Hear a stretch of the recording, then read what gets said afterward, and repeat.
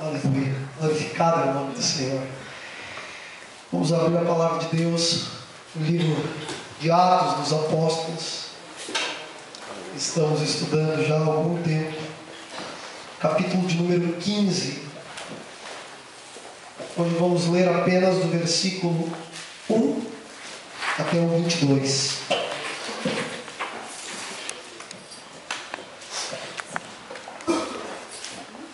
Atos 15, 1 ao 22.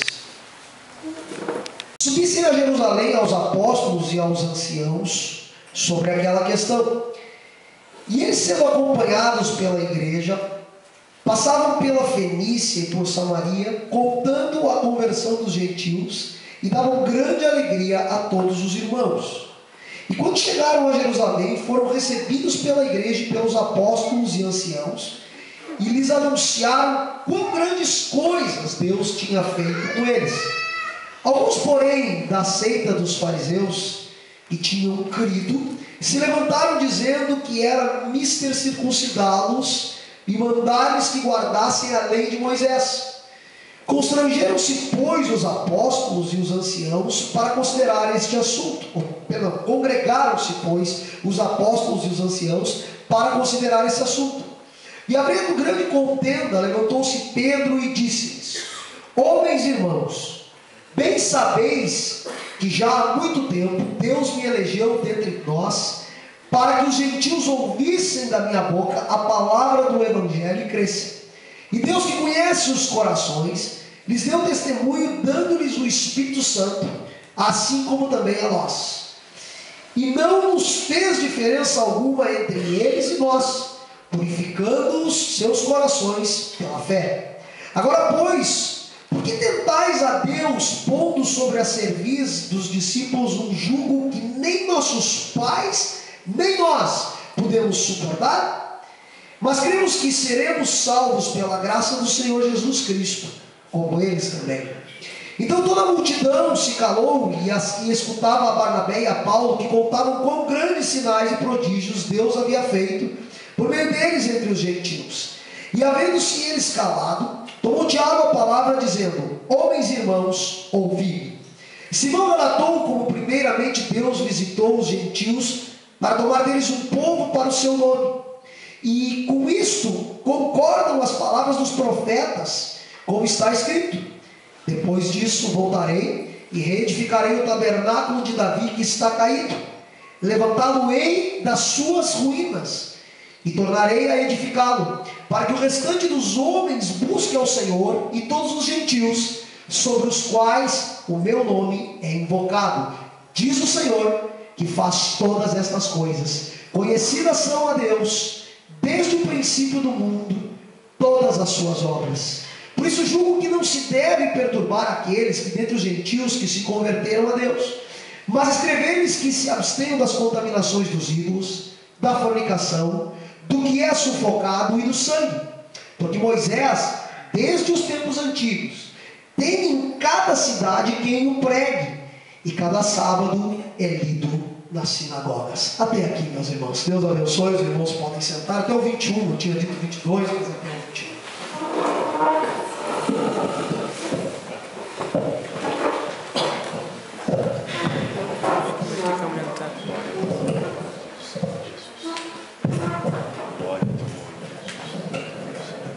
Sai isso aqui,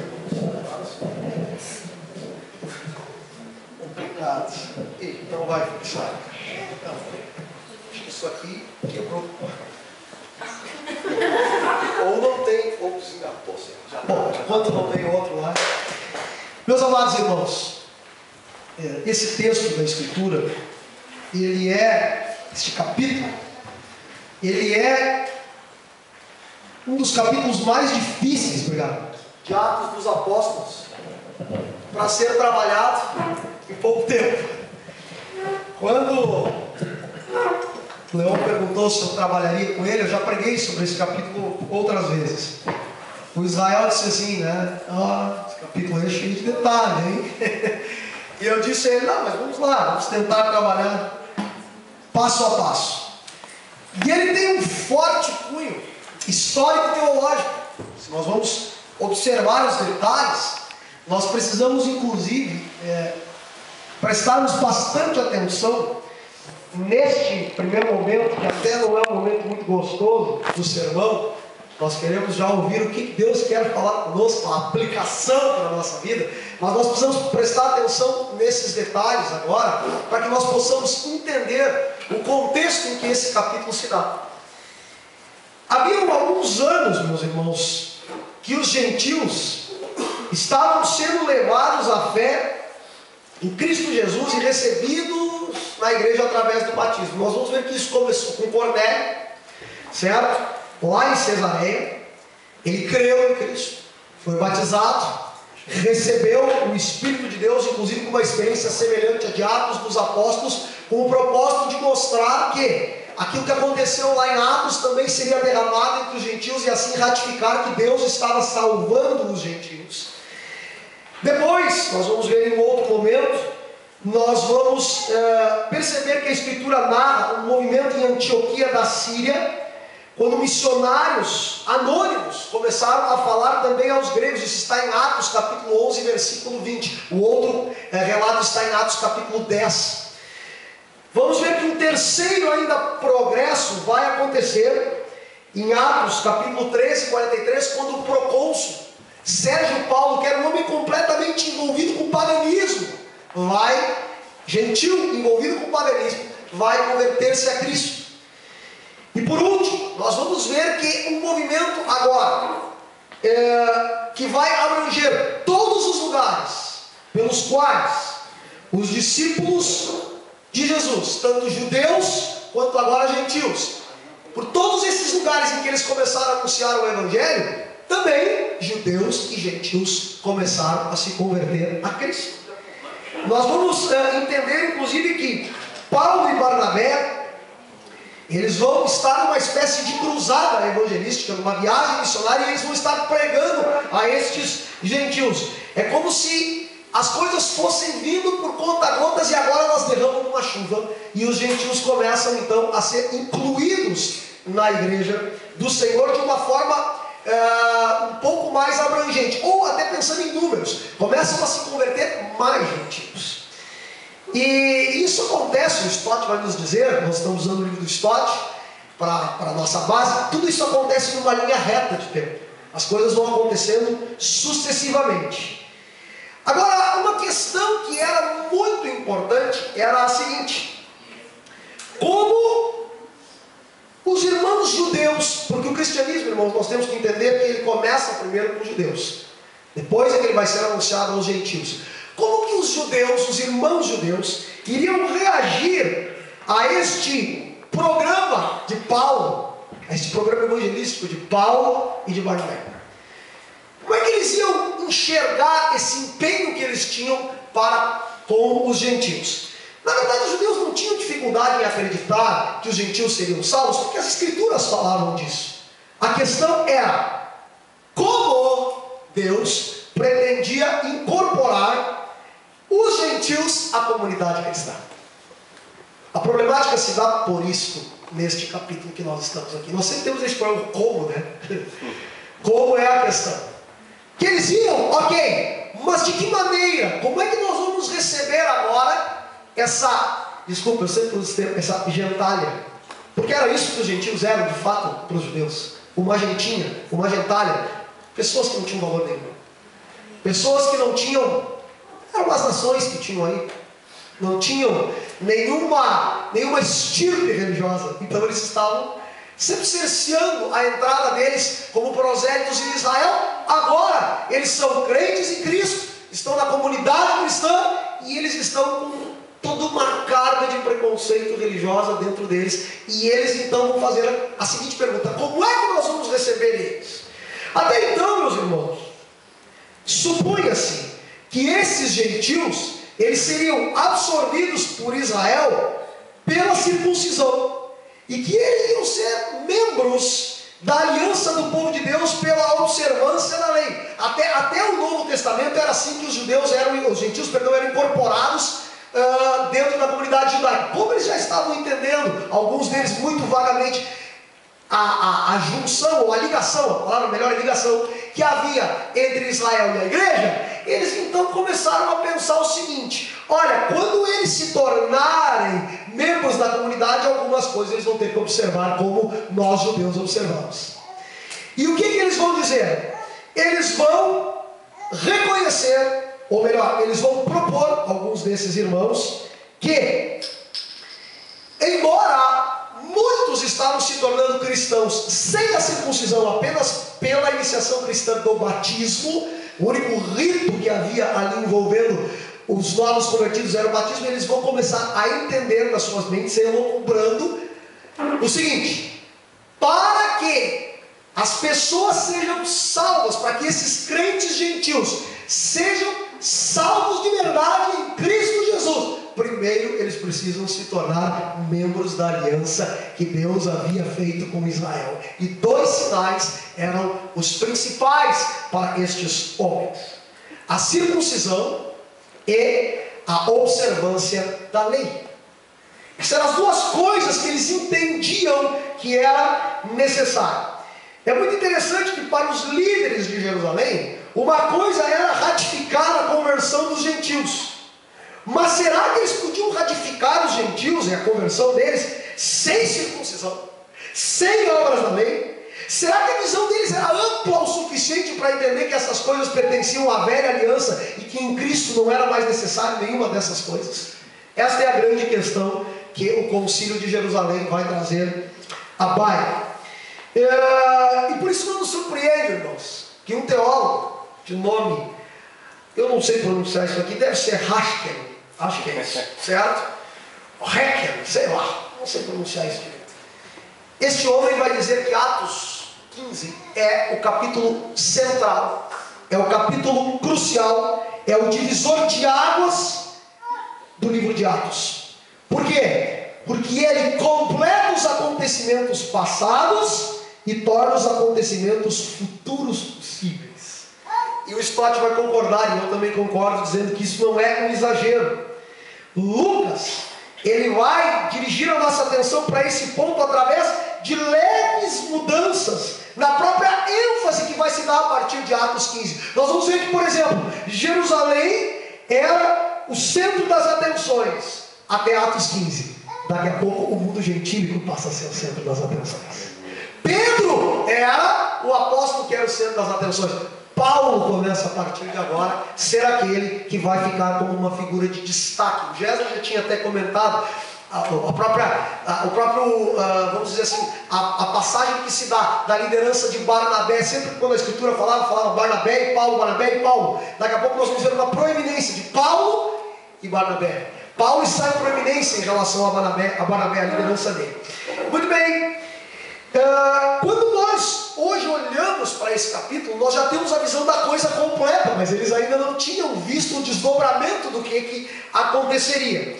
E é importante nós vemos que eu não vou entrar aqui por causa do tempo, inclusive uma doutrina que Paulo vai trazer em Efésios, no capítulo de número 2, versículos 11, 12, 13, 14 e 15, acerca do mistério da igreja. Ele vai começar a mostrar para este concílio esta doutrina. Ele vai começar a colocar diante deles como Deus tinha eleito não só os judeus, mas também os gentios para a salvação. E ele vai dizer mais: a cruz de Cristo foi tal que esta diferença acabou. Ambos os povos agora são o mesmo corpo e todos coparticipantes em uma nova comunidade para a glória de Deus. Aleluia. Paulo traz isso no seu discurso. Voltando então ao ponto em questão, irmãos. Este ponto que era a controvérsia, a chave da controvérsia. Eram necessários que os cristãos primeiro precisassem se circuncidar para serem salvos, e eles tinham que observar de fato a lei. Tudo isso começou, meus irmãos, da seguinte forma: um grupo de pessoas que eram, Paulo vai chamar esse grupo de judaizantes, ele inclusive chama a eles de perturbadores. Eles vão chegar em Antioquia, e tudo indica, quando nós olhamos a narrativa de Gálatas, Gálatas capítulo 2, versículo 11 a 16, você não precisa ler isso agora, mas só entenda. Tudo indica que Paulo está tratando em Gálatas de um mesmo evento que aconteceu em Antioquia. Ou seja, o que acontece? Pedro vai visitar a igreja de Antioquia, vai fazer uma visita como apóstolo que ele é, e chegando lá, ele vive uma vida tranquila no meio daqueles que eram crentes gentios. Inclusive Paulo vai dizer que ele comeu com esses gentios comidas que eram proibidas pela lei de Moisés. Nesta visita, Pedro está tranquilo, vivendo com os gentios, batendo papo com os gentios, comungando com os gentios. Lembra do Caifás pregando isso, né? Ele dizendo, Pedro estava ali com aquela linguiça, que linguiça gostosa, comendo aquela linguicinha de porco. Daqui a pouco chegam alguns desses perturbadores judaizantes que tinham esta ideia e que estavam propagando esta ideia.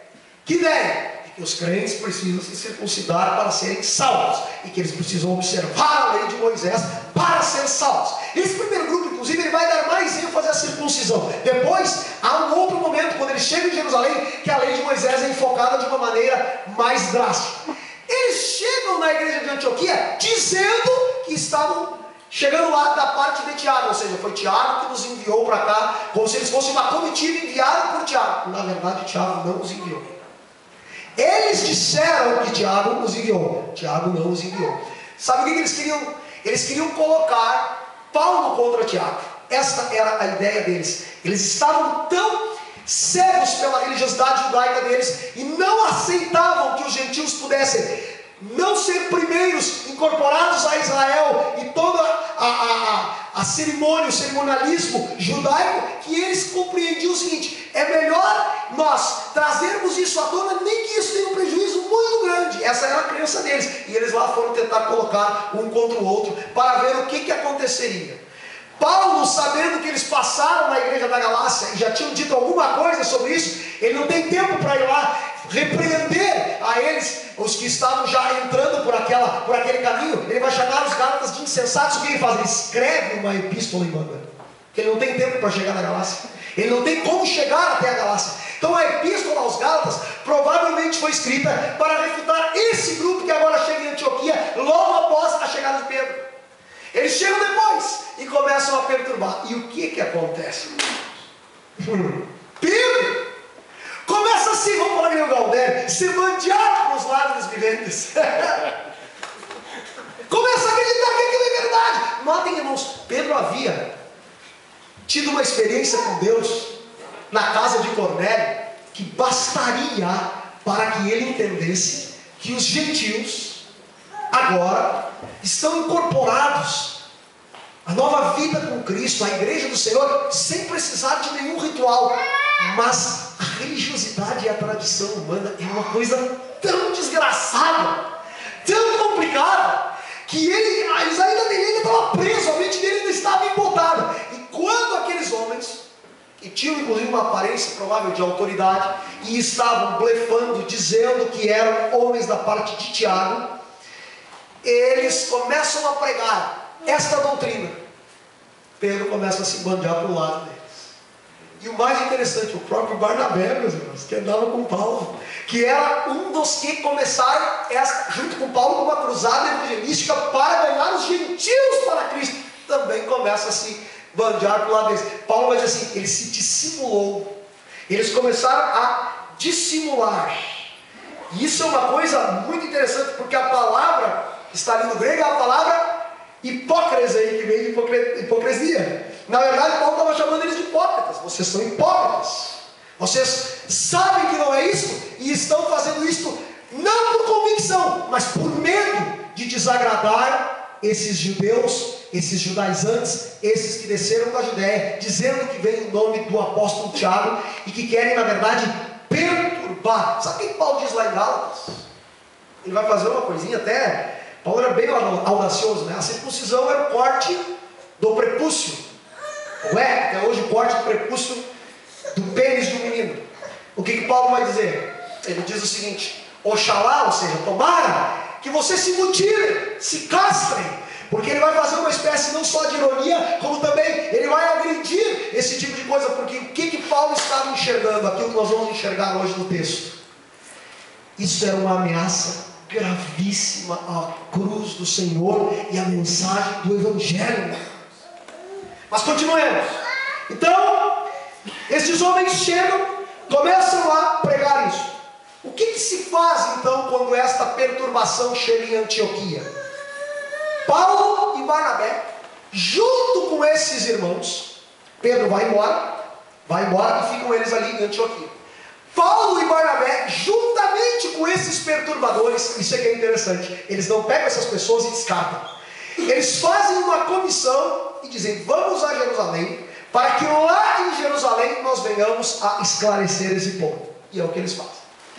Chegam em Jerusalém, são bem recebidos, e os homens que foram, estes judaizantes, que foram com Paulo e Barnabé até Jerusalém, eles já estavam começando a se convencer, ou já estavam convencidos que de fato Deus salvava os gentios, e que não havia essa necessidade. Eles já estavam arrefecendo, porque o texto mostra que eles iam até chegar em Jerusalém, de igreja em igreja, e eles estavam vendo a conversão dos gentios, e trabalhando com a questão da conversão dos gentios, e que havia alegria nas igrejas em que eles chegavam, quando se tratava dessa questão. Mas quando eles chegam em Jerusalém, um grupo de fariseus, que estava lá, aquela turminha complicada que Jesus teve vários embates, que eram extremamente meticulosos, uma interpretação muito rigorosa da lei, vão trazer a questão à tona novamente. E o que acontece? A partir do capítulo 6, do versículo 6, nós vamos entender que começa o debate entre estes homens. O debate que acontece em Jerusalém, ele era muito importante, meus irmãos, sabe por quê? Porque o que estava em jogo aqui? O que estava em jogo era isso: o pecador, ele é salvo pela graça de Deus, através do Cristo crucificado, quando ele simplesmente crê, ou seja, procura refúgio, como cantamos aqui, em Cristo? Ou será que através da morte e ressurreição de Jesus, Jesus não fez tudo que era necessário para a nossa salvação? Nós precisamos de uma coisinha a mais para sermos salvos. Esse é o ponto. O que mais? Somos salvos em parte pela graça de Cristo, e em parte pelas nossas próprias obras, ou os nossos rituais, ou as coisas que fazemos, ou até mesmo as nossas posturas. Será que é por isso que somos salvos? Através de uma mistura de fé e obras, de graça e lei, de Jesus e Moisés, de legalismo e de graça do Senhor? Ou nós somos apenas salvos por aquele que um dia morreu na cruz por nós e disse: tetelestai, está feito, não precisa mais nada? Esse era o problema que estava se enfrentando em Jerusalém. Esse é um comentário que eu vou fazer agora, ainda não é uma parte da aplicação, mas um comentário no meio de tudo isso. Isso continua sendo o problema realmente. Esse é o cerne de toda coisa. Esta é a questão que vai tanger a religiosidade do ser humano. O ser humano, ele procura ter um contato com o ser sobrenatural. Ele procura ter um contato com o divino, e ele vai tentar construir pontes até esse divino a partir das suas próprias obras, do seu conhecimento, de rituais, enfim. No cristianismo essa coisa é emborcada, é invertida. Deus vem até nós e não há nada que nós possamos fazer. Não há nada, não tem nada que se possa fazer. Essa é a questão. Isso mostra a impotência do ser humano, o quanto ele está depravado, o quanto ele está impotente na presença de Deus, e o quanto ele necessita de fato de um Salvador que faça a obra de salvação na sua vida. Muito bem, chegando lá, começam então a conversar, ou começam então a dialogar acerca deste assunto. Versículo 6 nos diz isso. Olha lá o que diz o versículo 6. Diz-nos assim: congregaram-se, pois, os apóstolos e os anciãos para considerar esse assunto. Então os presbíteros de Jerusalém, os apóstolos, e ali estava Pedro, estava Tiago, eles vão considerar esta questão. Mas antes de entrar no discurso de Pedro, é importante que a gente diga o seguinte: quando Pedro esteve lá em Antioquia, e esteve dissimulando com aqueles judeus contra os cristãos gentios, o que a Bíblia diz? Paulo disse algo na carta aos Gálatas: eu repreendi a Pedro face a face, porque ele se tornara repreensível. Ou seja, Paulo não se importou em virar para Pedro e dizer: essa história que você tem aí nos seus lábios e na sua conduta, essa conduta errada que você está tendo diante de todos, ela é repreensível. E não é porque tu é apóstolo antes de mim que eu não vou te repreender. Tu estás fora do que a Escritura ensina. Ele diz: ele se tornara repreensível. A palavra repreensível, meus irmãos, ela tem algo na língua grega muito interessante. Ela tem a ideia de condenação. Paulo estava condenando Pedro. Ele estava dizendo: tu estás, Pedro, com a tua conduta sendo passível de condenação. E mais, tu estás te autocondenando. Por quê? Porque tu não tem mais consciência. Aliás, tu tens uma consciência já alargada acerca do Evangelho, e tu não podes agir dessa forma. Tu te autocondena pela tua postura. E tem mais, tu te condena também, Pedro, porque tu começa a dar a ideia aos outros de que isto que tu estás propagando, ou seja, de que o homem não é salvo somente pela graça, ela é algo plausível. Tu estás influenciando outros a andar por esse mesmo caminho. Paulo não pôde tolerar isso. Quando ele chega em Jerusalém com a comitiva já estava começando a compreender. Os fariseus levantam de novo essa peste, essa pedra. O que acontece? Pedro vai ser o primeiro a falar. Só que aí ele já não é mais o mesmo Pedro. Ele já havia sido repreendido por Paulo. Ele já havia voltado a si. Ele já estava de novo nas suas faculdades normais. Ele já estava entendendo novamente que não poderia tomar uma postura ao lado de algo que não era a verdade do Evangelho. É quando ele se levanta, ao invés de debater contra Paulo, ao invés de dizer: esse programa missionário aí, que na verdade estavam julgando, era o programa missionário de Barnabé e de Paulo, né? Esse programa missionário aí com os gentios aí, ele não vale nada. Não. Ele já havia sido repreendido. Ele já havia o erro em que ele havia o erro que ele havia cometido, perdão, e aonde ele havia se enfiado, aonde ele havia se metido. E ele volta à consciência de que o homem só é salvo por meio da fé, pela graça em Jesus Cristo. E ele vai dizer o seguinte: ele vai começar a dizer assim. Primeiro, ele diz: Deus me escolheu dentre vós, para que por meu intermédio ouvissem os gentios a palavra do Evangelho e crescem. A escolha havia sido de Deus. Não foi Pedro que disse assim: eu vou lá porque quero. Aliás, não sei se lembra como é que Pedro chegou na casa de Cornélio. Olha, eu, sou um homem judeu, eu nunca entrei em casa de gentil. Ele chegou cheio de dedinhos, né? Não, por favor, vocês entendam bem, eu sou um homem de estirpe religiosa. Eu não entrei, cara, nunca comi nada nenhum. Eu sou um outro homem, não sou essa gentalha aí. E aí, depois ele começa a pregar. E o Espírito de Deus nem deixa ele pregar direito. Ele começou a pregação dele, Deus entra em cena e acaba com a história de uma vez. E ele reconhece então que Deus está entre os gentios. E ele vai dizer o seguinte: ele usa uma palavra grega interessante, kardiognostes. Ele vai dizer: Deus conhece os corações. Deus sabe os corações dos homens. Os homens olham a aparência. Deus conhece os corações dos seres humanos, ou seja, a parte íntima do ser humano, como ele está diante dele. E ele vai continuar dizendo o seguinte: primeiro isso, que Deus o escolheu e que ele vai dar o Espírito Santo àqueles que eram gentios, assim como a nós, ou seja, assim como aos judeus. Isso prova que a afirmação de Pedro: em qualquer nação aquele que o teme faz o que é justo lhe é aceitável, lá no capítulo 10, vai agora estar linkada com o que ele diz aqui em Atos 15. Significa isso que não há obstáculo racial nenhum para Deus. Para Deus não existe uma raça hoje, a partir de Cristo, que não possa ser alcançada e que está excluída da possibilidade de salvação. Isso em segundo lugar. E terceiro, Deus, ele não faz nenhuma distinção entre nós e eles, ou seja, ele purifica pela fé os corações. E ele vai demonstrar a partir disso que a pureza interior do coração é que torna a comunhão possível, não a pureza externa da dieta ou do ritual.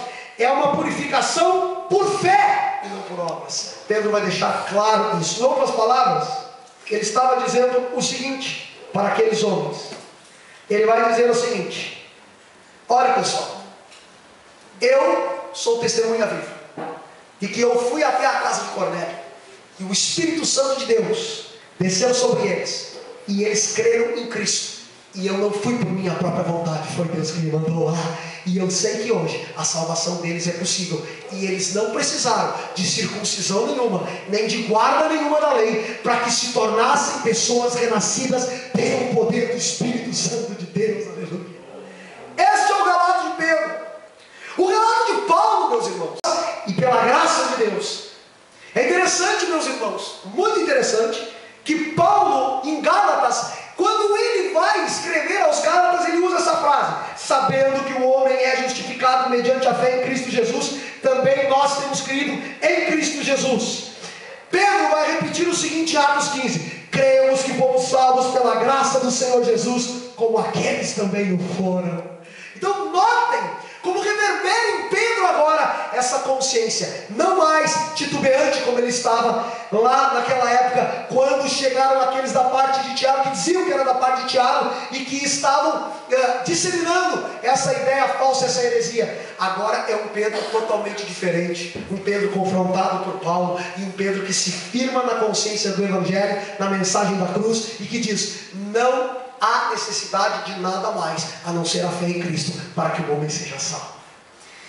Depois Paulo e Barnabé, meus irmãos, ouvem, aliás, falam, e toda a multidão ouve o que eles dizem. Na verdade, eles vão fazer um relato, e esse relato deles, como eu disse, ele é um resumo. Se nós lermos o versículo, nós vamos ver que eles fazem apenas um resumo. Olha o que diz o versículo 12, diz assim: então toda a multidão se calou e escutava Barnabé e a Paulo, que contavam quão grandes sinais e prodígios Deus havia feito por meio deles entre os gentios.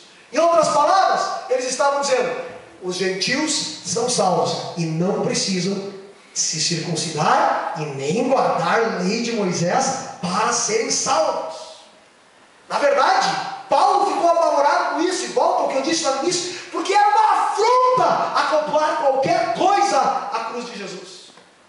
Era uma afronta à cruz de Cristo. Ele chega a dizer em Gálatas: Cristo morreu em vão, é nulo a palavra da cruz, a pregação da cruz. Vocês estão tentando colocar algo que tem pé de igualdade com Cristo. E isso não existe. Depois, por último, fala Tiago. Tiago, meus irmãos, ele é cognominado o Justo. Tudo indica que era irmão de sangue de Jesus Cristo. E ele vai fazer todo um discurso. Ele vai começar agora a falar acerca do seu entendimento sobre essa questão. E isso era muito importante. Ele era o último a falar, porque ele era provavelmente o presbítero-chefe de Jerusalém. Ele era aquele apóstolo que estava ali e que estava instruindo todos os outros. Ele era o líder da igreja de Jerusalém. Então, ele era o último a dar a sua palavra. E ele vai manifestar aquilo que ele diz que é a sabedoria, que é pura, pacífica, sem fingimento, através do discurso dele. Ele começa então fazendo o seguinte: ele espera que Paulo e Barnabé se assentem, e depois que eles terminaram, ele vai começar a referir-se a Pedro. E ele vai dizer o seguinte: ele usa inclusive o nome hebraico de Pedro, ele vai chamar Pedro de Simão, já para mostrar a familiaridade com a ligação com Israel, a ligação com a origem de Pedro. E ele vai usar o nome Simão. E ele vai dizer assim, que Simão, através do seu relato, deixou claro como Deus visitou os gentios, a fim de constituir dentre eles um povo para o seu nome. Quando o Tiago usa essa palavrinha povo, meus irmãos, para nós não é nada. Mas quando nós olhamos dentro do contexto do que significava ser povo, aí a casa cai. Os gentios, volto a dizer, não eram nada. Agora eles são povo. E está dizendo: olha, Pedro foi lá, pregou para os gentios, pregou para Cornélio, Paulo e Barnabé pregaram para os gentios, e eles fazem parte do povo de Deus agora. Veja bem, meus irmãos, Ele já estava dando a sua sentença, mostrando que não havia necessidade alguma de nenhum rito externo, para que os gentios agora fossem povo de Deus. E ele continua, ele vai começar agora, para ratificar o que ele diz, usando a Escritura, meus irmãos. Por quê? Porque, meus irmãos, se nós não usarmos a Escritura, nenhum concílio, nenhuma decisão nossa tem autoridade na igreja. Se nós não tivermos base bíblica para as nossas decisões, não adianta nós virmos aqui com blá blá blá. Ele vai mostrar para aqueles homens que estavam dizendo assim: não, eles têm que se circuncidar, eles têm que cumprir a lei de Moisés, eles não podem ser povo antes de serem israelitas, eles não podem. Ele vai usar a Escritura e ele vai usar Amós. Ele diz: cumprida estas coisas, voltarei e reedificarei o tabernáculo caído de Davi, e levantando-o de suas ruínas, restaurá-lo-ei, para que os demais homens busquem o Senhor, e todos os gentios sobre os quais tem sido invocados o meu nome, diz o Senhor, que faz estas coisas conhecidas desde séculos. Irmãos, podia ter encerrado aqui, acabou. Está dito na Escritura. Glória. Os gentios são povo de Deus. Os gentios estão na aliança com Deus. Os gentios não precisam se circuncidar. Os gentios não precisam primeiro ser pessoas incorporadas ao judaísmo, para depois se tornarem cristãos. Mas tem duas verdades que ficaram claras para esses homens que estavam lá neste concílio. Primeiro, Deus, ele promete restaurar o tabernáculo caído de Davi e reedificar as suas ruínas, que aos olhos dos cristãos vai ser a profecia da ressurreição, tem a ver com a profecia da ressurreição e exaltação de Cristo, a semente de Davi e o estabelecimento do seu povo, de modo que depois que isso acontecesse, o remanescente gentil procurará o Senhor. Em outras palavras, através do Cristo davídico, o Cristo que é descendente de Davi, os gentios estão incluídos nessa nova comunidade. Aleluia. O que mais? Ele vai também trazer uma espécie de sentença final, e a palavra grega aqui é a palavra krino, ou seja, ele vai dizer o seguinte: que as Escrituras confirmam os fatos que os missionários estavam propagando, e ele vai dar uma espécie de palavra ou sentença final. É interessante, meus irmãos, que a palavra crino, ela vem de, tem a ver com julgamento. Mas Tiago aqui não está apenas fazendo o seguinte: olha, eu vou dar a minha palavra final como um juiz e vou impor a minha opinião. Não, essa palavra é um pouco mais forte que opinião e um pouco mais fraca do que decreto. Ou seja, ele estava dizendo: eu estou convicto de que isso é verdade, não há necessidade de circuncisão para que estes homens e estas mulheres que agora creem em Cristo sejam salvos. Eles já estão incluídos no plano de Deus e as Escrituras já comprovam isso. Dito isso, e eu já estou terminando para a aplicação, perdoe-nos, nós começamos um pouquinho mais tarde, por isso que eu estou estendendo. Ele vai trazer uma palavra, irmãos, que é uma pena que o tempo não nos permite nós trabalharmos com mais calma. Mas resumidamente, dá-se a entender que termina ali o concílio de Jerusalém. E qual é a decisão que é tomada? A seguinte: que ficasse claro a todos que os judeus e os gentios agora em Cristo Jesus não precisam mais se circuncidar para serem salvos.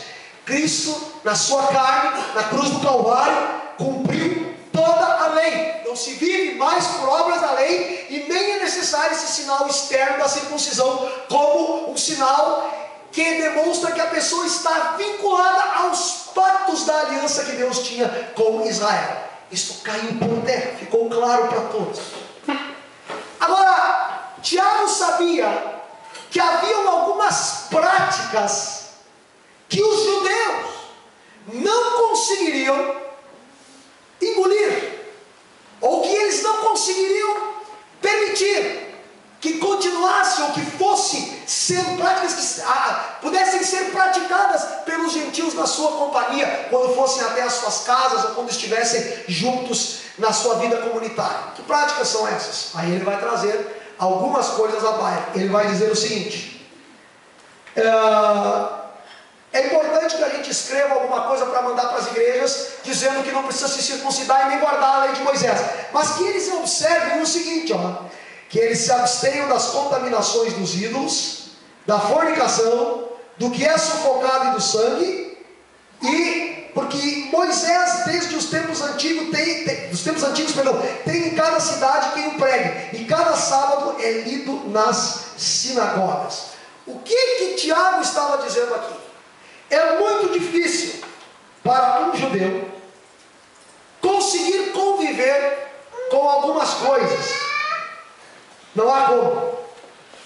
E ele vai então pedir que os crentes, que agora têm uma consciência nova e sabem que podem comer qualquer alimento na presença dos irmãos de Deus, por causa da consciência deles, por amor a eles, não comam animais que são sufocados ou que têm sangue na vida do animal, que nem nós comemos hoje galinha ao molho pato. Alguém diz assim, está vendo? É por isso que a Bíblia condena alguém comer carne com sangue. Entende, irmãos? Isso é uma questão extremamente circunstancial para aquela época.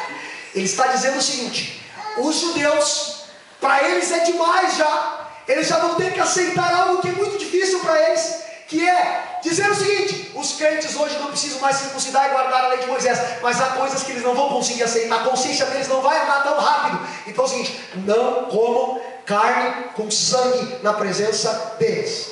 Ídolos, não tenham nada na casa de vocês que lembrem ídolos, para que eles não se perturbem. E que mais? Não se abstenham também da fornicação. Aqui a fornicação, há textos que vão falar em relações sexuais ilícitas. Alguém diz assim: por que Tiago está recomendando duas coisas cerimoniais e uma coisa agora que parece que não é cerimonial? Afinal de contas, não comer carne com sangue é uma coisa da lei cerimonial, que ainda fazia parte da cultura judaica. Os cristãos vão se submeter em amor. Não comer carne sufocada, a mesma coisa. Ídolos, os crentes já entendiam que ter uma estatuetinha lá na sua casa não era idolatria, mas ainda podia manchar a mente deles. Não façam isso. Agora, imoralidade sexual, por que ele teve que fazer isso? Por que ele teve que dizer isso? Os teólogos vão se dividir nessa questão, mas a maioria entende que aqui Tiago não estava falando da fornicação que acontece entre um moço e uma moça quando não são casados. Ele está trabalhando com as relações sexuais ilícitas que estão, com os casamentos proibidos que estão em Levítico. Ou seja, ele está dizendo: abstenha-se por causa da consciência dos judeus, vocês que são gentios, de primo casar com prima, de parentes casarem entre si. A maioria dos teólogos vai por aí. Há quem discorde e que dê outro sentido. Mas qual é a intenção de Tiago?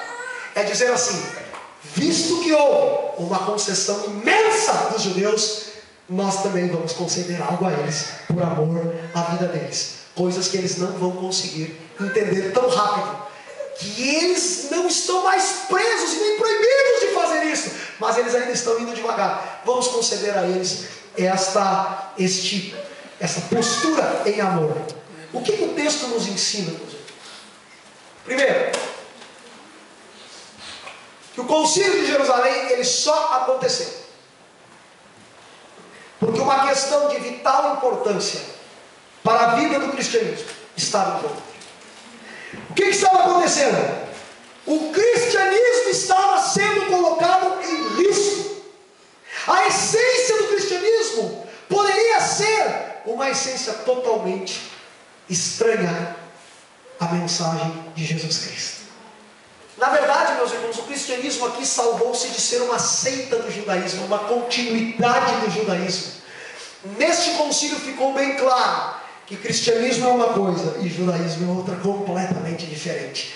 E deixou-se claro também, mais do que isso, deixou-se claro que nós não somos seitas, não somos uma seita advinda de coisa alguma. Nós somos um povo que Deus elegeu para a glória do seu nome. Aleluia. O que fica claro aqui, meus irmãos, também nesse concílio? Que a disputa era pela justificação pela fé, por meio da fé, a salvação por meio da fé, pela graça de Cristo. Se eles não tivessem feito esse concílio, irmãos, hoje poderia se estar propagando que uma pessoa pode ser salva por meio de rituais, por meio de obras, e provavelmente as pessoas precisariam se circuncidar e guardar a lei de Moisés para serem consideradas salvas.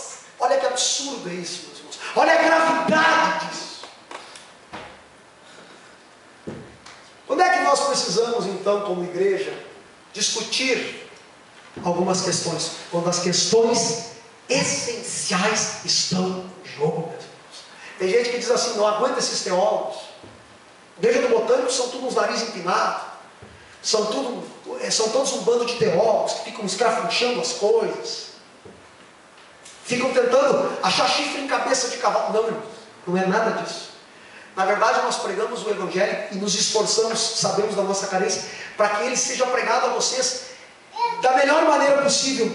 E nós tentamos trazer o texto bíblico na maior pureza que ele pode existir. Por quê? Porque nós sabemos que se nós nos desviarmos um pouquinho, o ser humano é extremamente religioso e suficientemente religioso para se apegar em qualquer coisa e achar que precisa de um substrato a mais, ou de uma adição a mais, para ser salvo. Por isso que nós batemos nas doutrinas da graça. E por isso que nós, quando vemos um desvio, ou qualquer coisa que possa fazer com que você se desvie da fé cristã, um desvio doutrinário, que possa fazer você se desviar, nós trabalhamos com o texto bíblico aqui, alertando. É por isso que nós pensamos sempre em pregar aquilo que a Escritura ensina, para a glória do nome de Jesus. Há discussões que são desnecessárias, é claro, mas sempre que houver algo que é vital para o cristianismo sendo ameaçado, nós vamos precisar bater. E o que isso tem a ver com você que está aí sentado? Porque daqui a pouco você pode dizer: tá, mas só um pouquinho, na minha vida prática, tudo.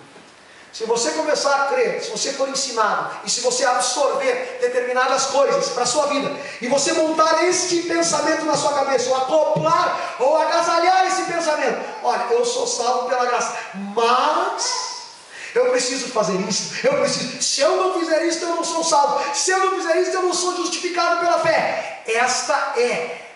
Este é o resultado daqueles que não estão ouvindo o verdadeiro Evangelho de Cristo. Por isso o nosso zelo para isso. E para isso contenderemos o que precisar. Walter Martin, fundador do Instituto Cristão de Pesquisa, dizia: contender por contender é pecado, contender por amor à verdade é zelo.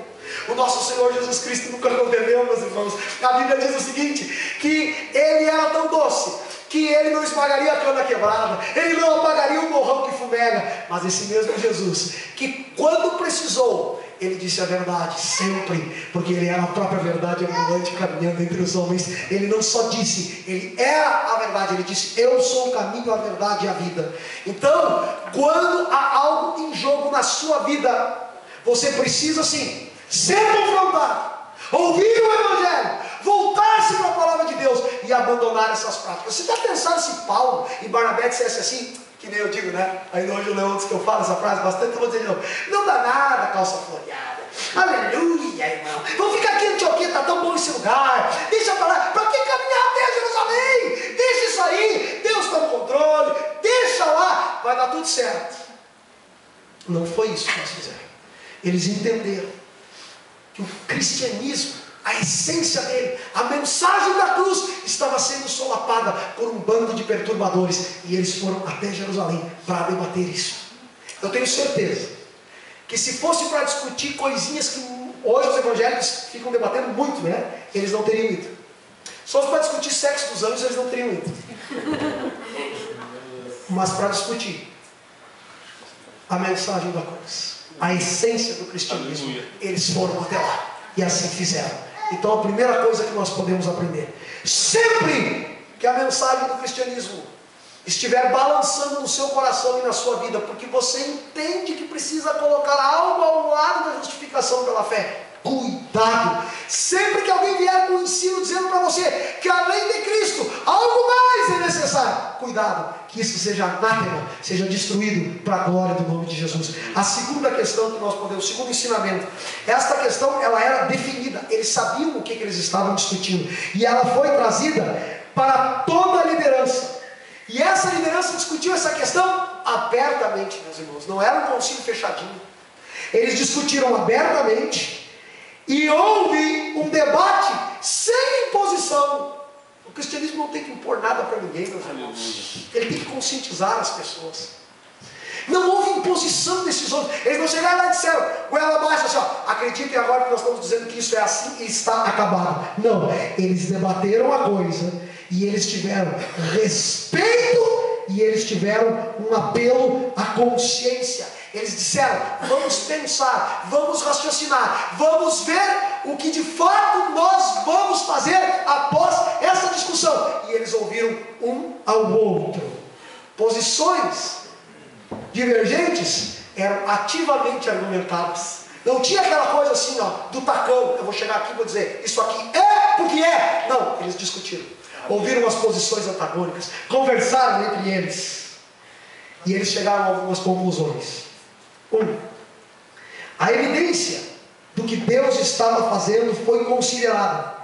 E a interpretação do que Deus estava fazendo foi testada quanto à harmonia da Escritura, para mandar uma carta para as igrejas, dizendo, o que nós decidimos foi isso. Primeiro eles olharam o que a Escritura disse. Na verdade, irmãos, numa interpretação bíblica reformada, nós poderíamos até observar aqui alguns princípios do sola escritura, do sola fide sendo trazido à tona. Quando Pedro fala, nós vamos ver ele falando da justificação pela fé, sola fide. Nós vamos ver ele falando da graça, que os gentios são justificados pela fé, pela graça, sola gratia. Nós vamos ver no discurso de Tiago, só os Cristos, somente Cristo é que pode salvar. Nós vamos ver só a Escritura, é a Escritura que vai mostrar essas coisas todas.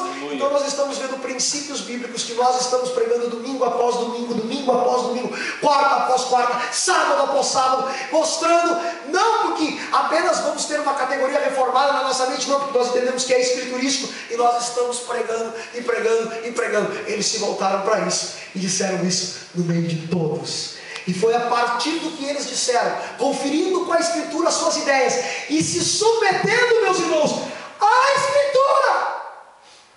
Por quê? Porque eles não se submeteram aos seus pensamentos. Eu não vou ver nesse concílio alguém dizendo assim, ó, não, prevaleceu o que Pedro dizia porque ele era mais eloquente, ele sabia argumentar melhor. Não, Paulo sabia argumentar melhor. Não, eles olharam para a Escritura. Todos eles convergiram para a Escritura. Eles se submeteram a Cristo. Eles se submeteram à graça de Deus. Eles se submeteram ao Evangelho. Eles se submeteram à mensagem da cruz. Eles se submeteram a isso. E por último, depois que eles testaram e que eles estavam prontos para dizer, o que nós pensamos é isso, eles fizeram uma coisa que todo cristão precisa fazer. Quando nós vamos tomar uma decisão, às vezes as decisões que nós tomamos tem alguns desdobramentos nos detalhes. Eles olharam para esses detalhes. E o que eles fizeram? Eles tiveram uma preocupação especial em relação àqueles que, olhem meus dedinhos aqui, perderam o debate, ou seja, os judaizantes. Eles tiveram amor por aquelas pessoas. E eles disseram o seguinte: vencedores, vocês são os vencedores, vocês ganharam a parada aqui. Vocês mostraram pela Escritura que não é necessário se circuncidar e nem fazer nada para se chegar diante de Deus. Aliás, eles mostraram mais que não é possível fazer nada para ser salvo.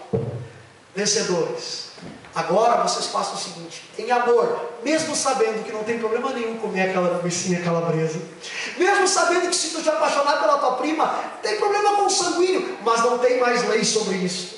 Mesmo sabendo que você quiser casar com ela, mesmo sabendo que se você quiser comer um tipo de comida que não é mais restrita para você, tenha amor por essas pessoas. Mesmo sabendo que você pode enfeitar a sua casa com uma série de coisas, tenha amor por essas pessoas. Haja em amor.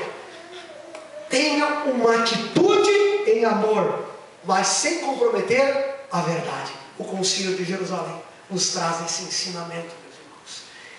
E o meu desejo, a minha oração, é que na minha e na tua vida, e que na nossa vida como comunidade do Botânico, quando nós tivermos qualquer tipo de dúvida ou conflito que está engendrado em nós, como seres humanos, como indivíduos, e também como comunidade, que nós tenhamos essa postura de, em primeiro lugar, nos comprometermos com a verdade, não negociarmos a verdade, de ouvirmos o que a Escritura diz, de dialogarmos uns com os outros, não achando que eu sou o bambambam, você é o bambambam, e mais na fragilidade daquele que às vezes não consegue acompanhar ainda o raciocínio que está desenvolvido, que nós tenhamos amor, meus irmãos. Sabe por quê?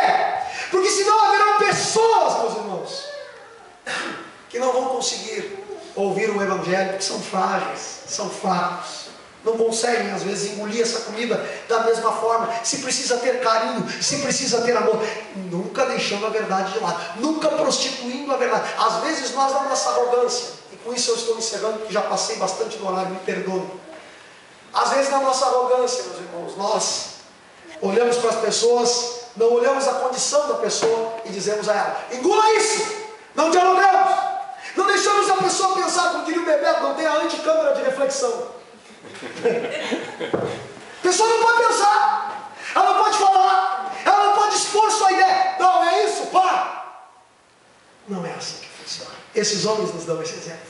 Eles esperaram um após o outro falar, eles conferiram na Escritura, e além de tudo, mesmo sabendo que estavam com a razão, eles disseram: tem esse pontinho aqui, ó, que eles não vão conseguir entender agora, mas não é essencial, vamos ter amor por eles. Que esta seja a nossa postura a partir de hoje. E se já está sendo, amém. Mas se não é, que ela seja a partir de hoje, para a glória daquele que vive e reina. Seja a postura, não só nós como indivíduos, nós como comunidade que serve o nome do Senhor. Vamos nos colocar em pé, em nome de Jesus. Esse texto é muito difícil, meus irmãos, em pouco tempo explanado. Tentei, fiz a melhor correria que eu pude, para que nós chegássemos ao fim dele.